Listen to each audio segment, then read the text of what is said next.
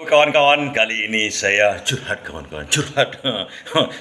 Udah curhat tentang bisnis saya yang bangkrut. Bangkrut, rental mobil kawan-kawan.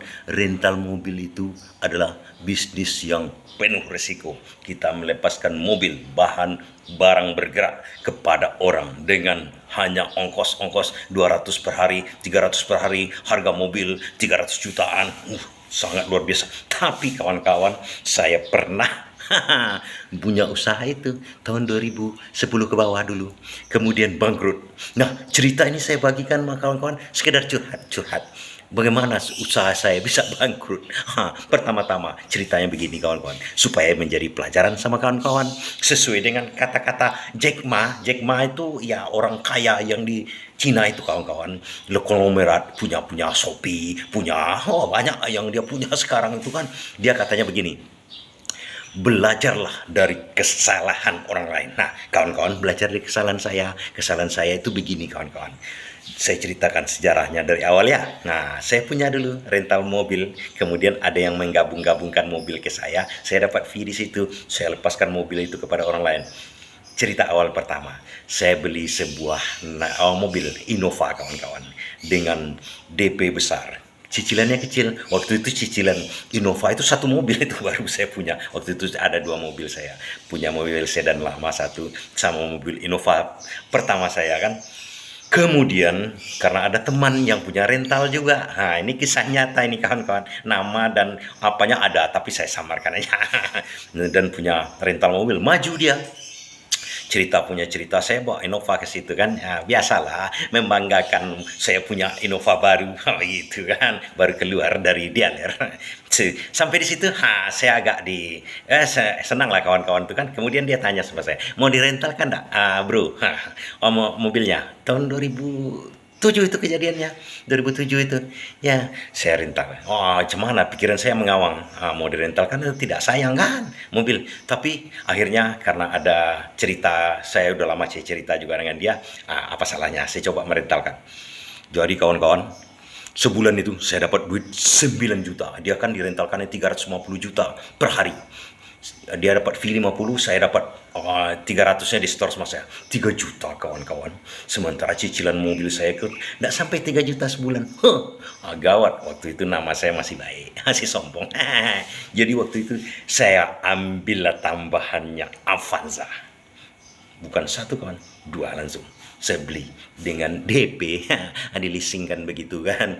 Jadi naik lagi. Avanza waktu itu direntalkan 250. Cicilan saya Avanza itu tidak sampai 2 juta per satu kemudian dapat uang 6 juta rata-rata per bulan. Jadi banyak kawan-kawan. Singkat cerita kawan-kawan, ya kita majulah. Rental saya buka juga sendiri karena dianjurkan kawan itu, karena udah mulai banyak mobil saya kan, buka sendirilah, nanti gabung-gabung. Jadi antar rental itu bisa juga gabung-gabung, pakai mobil dia saya dapat fee-nya, mobil saya dipakainya dapat fee juga, begitulah kira-kira kawan-kawan. Jadi singkat cerita, kita ini yang kan saya bagikan sama kawan-kawan kenapa saya gagal di situ. Jadi kawan-kawan, kita merentalkan mobil, kita kan iklankan ini. Kemudian ada yang mau minta mobil, kita survei. Survei itu ada trik-triknya sebenarnya. Pertamanya bagus kawan-kawan, KTP udah jelas. Kemudian rumahnya itu apakah rumah dia atau tidak. Kalau ngontrak dia agak gawat juga waktu itu. Cara mendeteksi rumah dia itu, rekening listriknya atas nama KTP dia sama dengan tidak. Kalau tidak, kita harus referensi gimana kerjanya. Cukup lengkap lah kawan-kawan. Silapnya saya waktu itu kan, saya ada melepaskan mobil, ada hal-hal tertentu melalui kawan ini. Kawan ini merental karena dia punya usaha driver, jadi suka juga membawa tamu-tamu dari sini, Pekanbaru ini datang dari Jakarta, tunggu di bandara, bawa, kemudian pulang, kerjalah begitu kan. Tapi ada juga yang tak jelas sebenarnya kan. Nah, itu pertama kali saya kena karena mobil itu hilang, tamunya pergi. Kawan ini pun bingung, saya salahkan dia tidak mungkin karena ini sama-sama usaha. Satu kejadian ini nanti saya ceritakan berikutnya apa kejadiannya sebenarnya yang tamu di Jakarta ini sekarang ini kan. Kemudian saya sendiri pun pada waktu yang bersamaan, risiko saya melepaskan mobil sama orang. Sama ini kan mobil di bawah pengawasan saya udah lebih banyak, mobil orang lain juga udah banyak. Kemudian mobil orang lain ini yang bergabung sama saya rata-rata saya kontrakkan di perusahaan. Cuma di perusahaan ini kawan-kawan 1 bulan 2 bulan lancar, kontraknya setahun. Bulan ketiga nunggak, saya harus bayar sama yang menitipkan mobil sama kita ini. Kemudian bulan ketiga nunggak lagi, bulan keempat tidak bayar. Kemudian kita tarik ke lapangan, mobil ada 10, 15 buah, perlu biaya. Ini mulai saya kacau. Sementara yang punya mobil mendesak, kan mobilnya dipakai. Kalau enggak kembalikan, kan begitu. Paksa saya ke lapangan, bayar ini, bayar orang untuk mengambil mobilnya, kadang-kadang udah parah kan, saya balikkan. Selesai satu, tapi cash flow saya udah mulai kacau. Kemudian mobil saya tinggal 11 unit waktu itu yang saya kendalikan lagi karena ada mobil orang lain nggak mau saya lagi kan karena ada masalah seperti itu. Down saya di kontrak-kontrak. Kemudian ada yang lebih spesifik yang membuat saya betul-betul luar biasa kawan-kawan. Ada satu langganan. Fik, orang ini A1 lah istilahnya, rumahnya jelas, KTP jelas, orang tuanya jelas. Dia pinjam mobil satu, rental. Kemudian setelah rental, dia datang ke tempat saya lagi satu lagi. Pembayaran lancar, harga aman.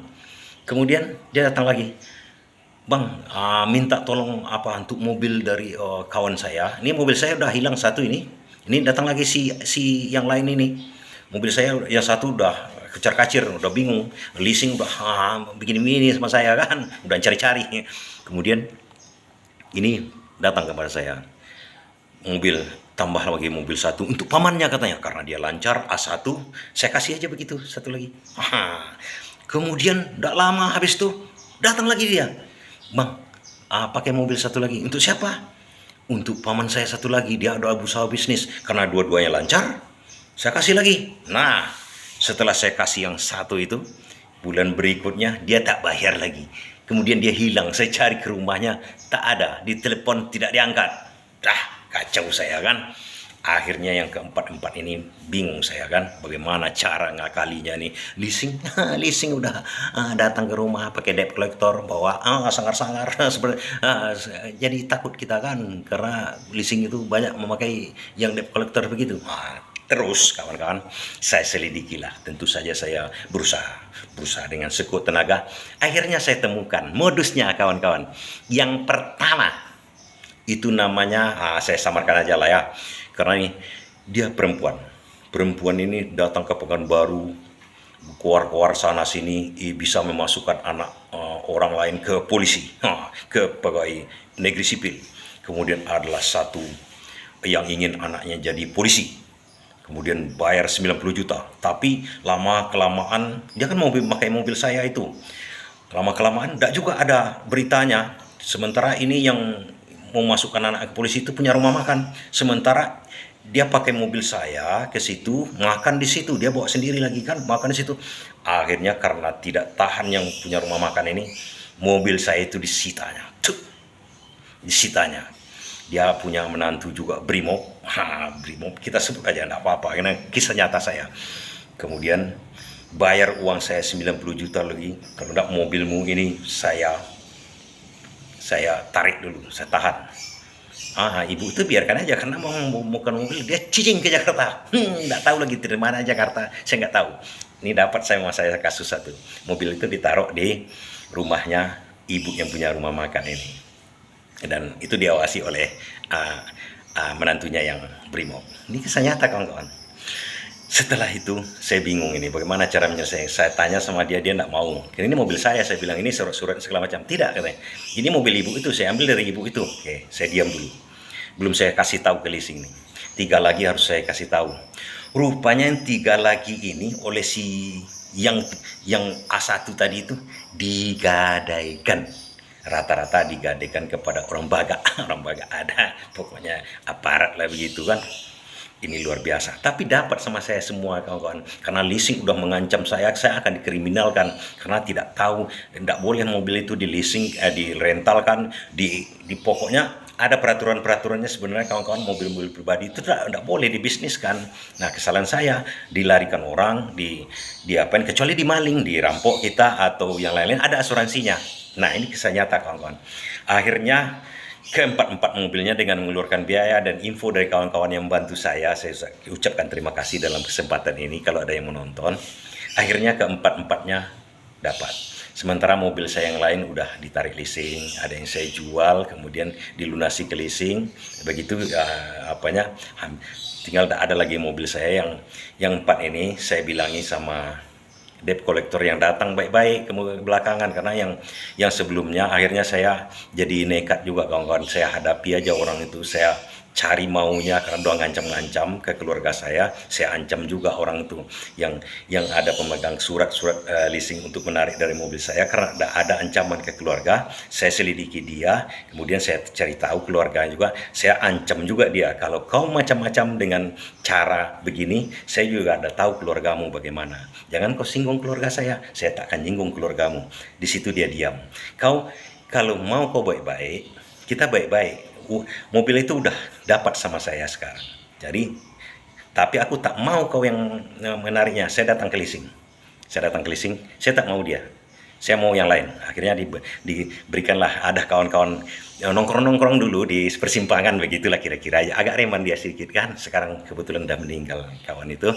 Jadi dia bilang, "Bang, mana bang ceritanya?" Nah, ini gini kamu kasihlah saya ganti rugi. Kamu kan buat penarikan dari mobil saya kan ada biayanya. Iya bang. Jadi buatlah maksimal. Dan ini bersangkutan dengan kita harus pakai aparat juga untuk menariknya, karena dipegang oleh aparat tidak akan kuat kamu. Saya ceritakan sedikit banyak. Oh iya, itu penarikan maksimal namanya itu bang, tidak bisa, harus kita pakai. Teman-teman kita banyak juga di situ yang harus kita bawa. Boleh. Nah, jadi begitu kawan-kawan, saya minta fee lah, berikanlah saya uang lelah. Asal A1 bang, saya kasihlah dulu. Kau enggak, karena dia udah lama dengan saya, kau udah tahu saya bagaimana, dia udah tahu saya bagaimana. Nah, kalau saya ingkar, potong leher saya kan. Nah, saya tahu dia preman besar dulu di Pekanbaru ini, agak ada nama begitu kan. Nah, dia percaya sama saya, dikasih duit. Saya untuk makan di rumah waktu itu, betul-betul bangkrut kawan-kawan. Betul-betul tidak ada uang lagi waktu itu. Itulah untuk melanjutkan kehidupan sedikit. Kemudian saya tunjukkan semuanya. Dan dia dengan segala cara memang bisa. Nah, segi hukum dia pegang. Nah, artinya walaupun dia bawa aparat, cuma di segi hukum dia bisa mengambil itu semuanya, semua bisa diambilnya. Saya cuma nunjukkan tempat aja. Di sini satu, di situ satu, di sini satu. Jadi kemudian dia nariknya sama kawan-kawannya, ada semacam perkumpulannya, sama ya ada aparat juga di situ, macam-macam ikut dia situ. Ada biaya tarik maksimal namanya, artinya mobil itu tidak akan saya tebus lagi. Nah, itulah kejadian yang menimpa saya kawan-kawan.